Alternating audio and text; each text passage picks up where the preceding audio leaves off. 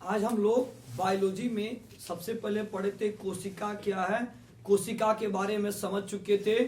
कोशिका के प्रकार दो होते हैं, ये स्टार्ट करना था हम लोग को।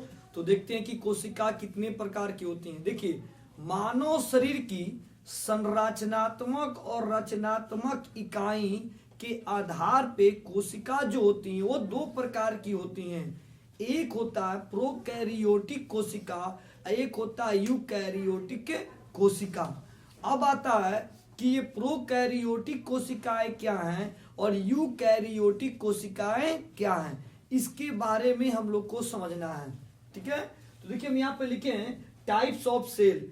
आज क्लास आपका 7 जनवरी 2023 चल रहा है और हम लोग बायोलॉजी की क्लास कर रहे हैं। लेसन हम लोग का जो चल रहा है, बायोलॉजी क्लास जो लेसन हम लोग का चल रहा है, ये लेसन हम लोग का जो है ये फर्स्ट लेसन है। बायोलॉजी में फर्स्ट लेसन की क्लास चल रही है और हम लोग पढ़ रहे हैं कोशिका के प्रकार के बारे में। आज समझेंगे कि कोशिका जो है वो कितनी प्रकार की होती हैं और उसका अर्थ क्या होता है। देखिए, कोशिका दो प्रकार की, प्रोकैरियोटिक कोशिका और यूकैरियोटिक कोशिका होती हैं। तो इसको सबको समझ में आ गया कि कोशिका दो प्रकार की, प्रोकैरियोटिक और यूकैरियोटिक। अब सवाल यह था कि प्रोकैरियोटिक क्या होती हैं। देखिए, प्रोकैरियोटिक कोशिका को दो भागों में बांटा गया है। एक आपका क्या आता है प्रो प्लस कैरियोटिक, ये दोनों को मिलाने से प्रोकैरियोटिक बना है। लेकिन प्रो का मतलब क्या होता है? प्रो का मतलब होता है प्रीमिटिव और कैरियोटिक का मतलब होता है कैरियोन और कैरियोन का अर्थ होता है न्यूक्लियस बोलते हैं। प्रीमिटिव का हिंदी आदि या आरंभ बोल सकते हैं। पता है आरंभ माने क्या होता है? आरंभ मतलब स्टार्टिंग, नया, तुरंत बनना। तो आदि या आरंभ बोलते हैं। कैरियोन का मतलब क्या होता है? न्यूक्लियस का मतलब केमिस्ट्री में पढ़ेंगे केंद्रक बोलते हैं। केंद्रक या उसको आप केंद्र बोल सकते हैं बाबू, केंद्रक या केंद्र बोल सकते हैं। अब आता है यूकैरियोटिक का मतलब क्या होता है। देखिए, यूकैरियोटिक का मतलब है, इसको पहले दो भागों में तोड़ते हैं, यू प्लस कैरियोटिक। अब आता है यू माने क्या होता है? यू मतलब होता है गुड या वेल। गुड माने जानते हैं क्या होता है? गुड माने अच्छा या विकसित, अच्छा या विकसित। तो यहाँ पे सु या अच्छी बोलते हैं या विकसित बोलेंगे। और कैरियोटिक का मतलब कैरियोन होता है और कैरियोन में क्या आता है? न्यूक्लियस आते हैं। न्यूक्लियस में क्या होते हैं? केंद्रक होते हैं। तो सारे बच्चों ने अभी क्लास किया कि कोशिका दो प्रकार की होती हैं, प्रोकैरियोटिक और यूकैरियोटिक। जो प्रोकैरियोटिक होती है ना, ये इतनी विकसित कोशिकाएं नहीं होती हैं, जबकि यूकैरियोटिक कोशिका बहुत विकसित कोशिकाएं होती हैं। तो सारे बच्चों ने ये समझ में आ चुका, ये विकसित कोशिकाएं नहीं है, जबकि ये विकसित कोशिकाएं होती हैं। ये विकसित केंद्रक नहीं है, जबकि ये विकसित केंद्रक है। अब ये समझ में आता है, किसी बच्चों को ये पता सोच रहे होंगे कि ये यूकैरियोटिक कोशिकाएं कहाँ होती हैं और प्रोकैरियोटिक कोशिकाएं कहाँ होती हैं। अब हम इसको ध्यान से समझते हैं कि यूकैरियोटिक कोशिका कहाँ होती है और प्रोकैरियोटिक कोशिका कहाँ होती है। चलिए इसको देखते हैं। देखिए, यूकैरियोटिक कोशिकाएं जो होती हैं, यूकैरियोटिक कोशिका, ये सबसे पहले इसको समझते हैं। ये देखिए, ये सभी पादप प्लस जंतु में पाई जाती हैं। पादप और जंतु में यूकैरियोटिक कोशिकाएं पाई जाती हैं। और ये जो कोशिकाएं होती हैं ये सूक्ष्म जीव में पाई जाती हैं। सूक्ष्म जीव में क्या आ जाएंगे? जीवाणु आ जाएंगे, विषाणु आ जाएंगे और कवक आ जाएंगे। इसमें आपका नाम आ जाएंगे।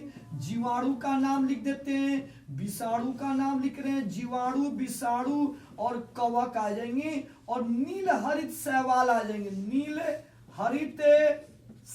आ जाएंगे।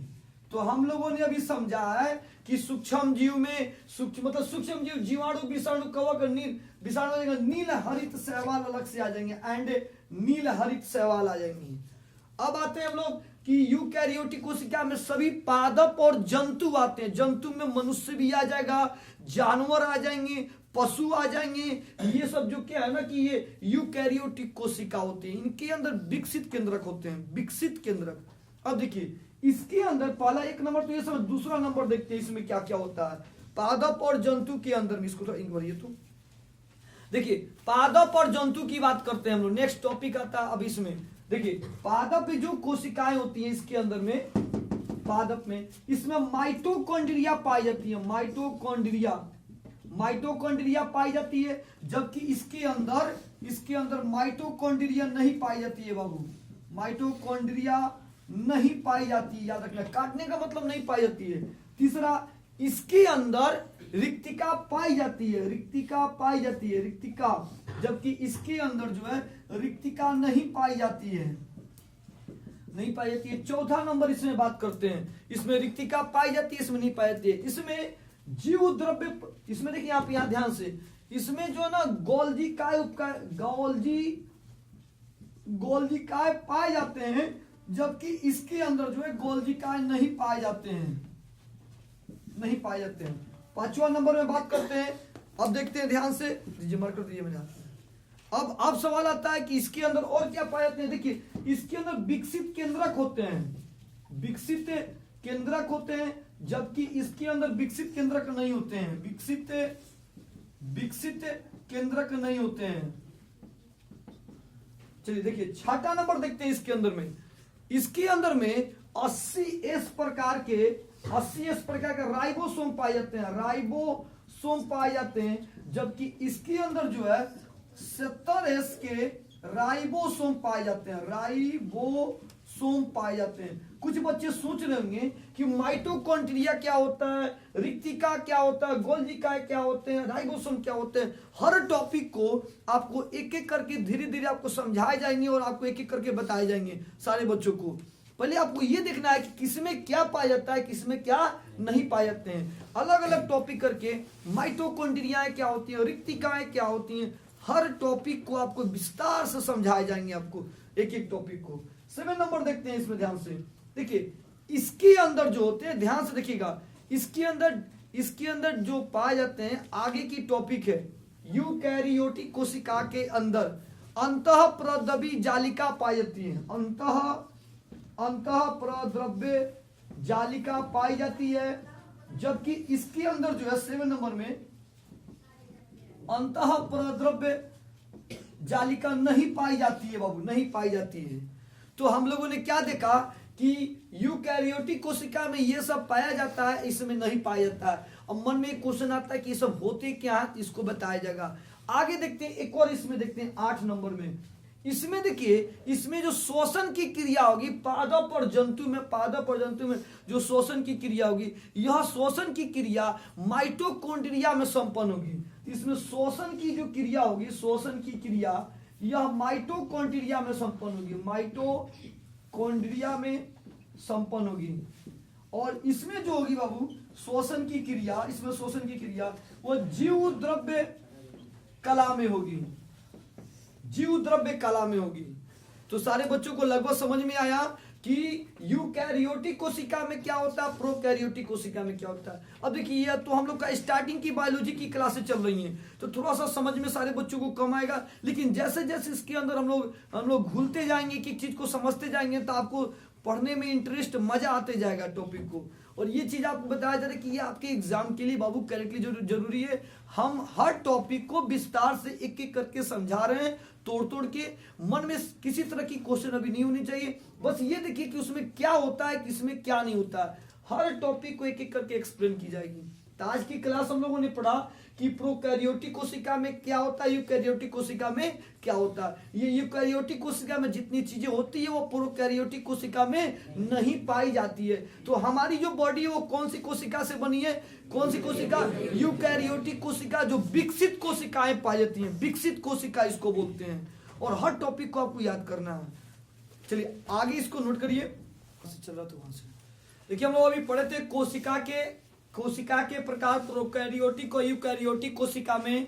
अब हम लोग पढ़ने वाले हैं कि प्रोकैरियोटिक कोशिका में क्या होता है और यूकैरियोटिक कोशिका में क्या होता है, ये भी पढ़ चुके थे। अब प्रोकैरियोटिक कोशिका की फिगर कैसी होती है उसके बारे में समझने जा रहे हैं हम लोग। प्रोकैरियोटिक कोशिका। ये प्रोकैरियोटिक कोशिका का फिगर बनाया गया है, ध्यान दीजिए। ये जो ऐसे बनाया गया इसको ना बोलते हैं कसाभिका, जिसको ना प्लेजलम कहते हैं। ये ऐसे फिगर आएंगे इसको कसाभिका कहते हैं।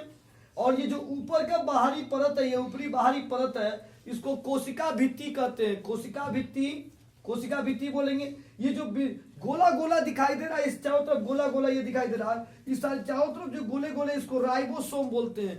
ये 70 प्रकार के राइबोसोम होते हैं। कोई बच्चे सोचते हैं राइबोसोम क्या होता है, हर पार्ट को समझा जाएंगे, लेकिन अभी स्टार्टिंग की क्लास चल रही है तो अभी जानकारी ये होनी चाहिए कि किसके अंदर क्या होता है। जब उसकी नाम याद रहेंगे ना तो आपको समझने में आसानी होगा सारे बच्चों को।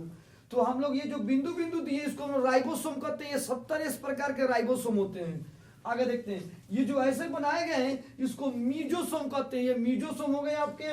और ध्यान से देखिए, तो हम लोग समझ चुके हैं कसाभिका क्या होता है। कसाभिका ये हो गया, जो गोला गोला इसको राइबोसोम कहते हैं, राइबोसोम पढ़ लिए।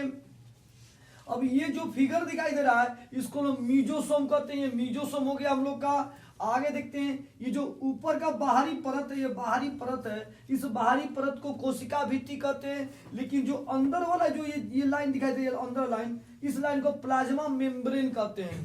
प्लाज्मा मेम्ब्रेन मतलब प्लाज्मा झिल्ली बोलते हैं, प्लाज्मा झिल्ली बोलते हैं। ठीक है, तो हम लोग प्लाज्मा झिल्ली भी समझ चुके हैं।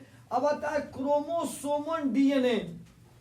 क्रोमोसोमन डीएनए देखिए, इसके अंदर जो होते हैं ना, प्रोकैरियोटिक कोशिका के अंदर डीएनए पाए जाते हैं, लेकिन उस डीएनए का नाम क्या होता है, क्रोमोसोमन डीएनए। क्रोमोसोमन डीएनए होते हैं। जबकि यूकैरियोटिक कोशिका में दूसरे होते हैं, वहां गुणसूत्र पे डीएनए लगे होते हैं, गुणसूत्र पे डीएनए लगे होते हैं।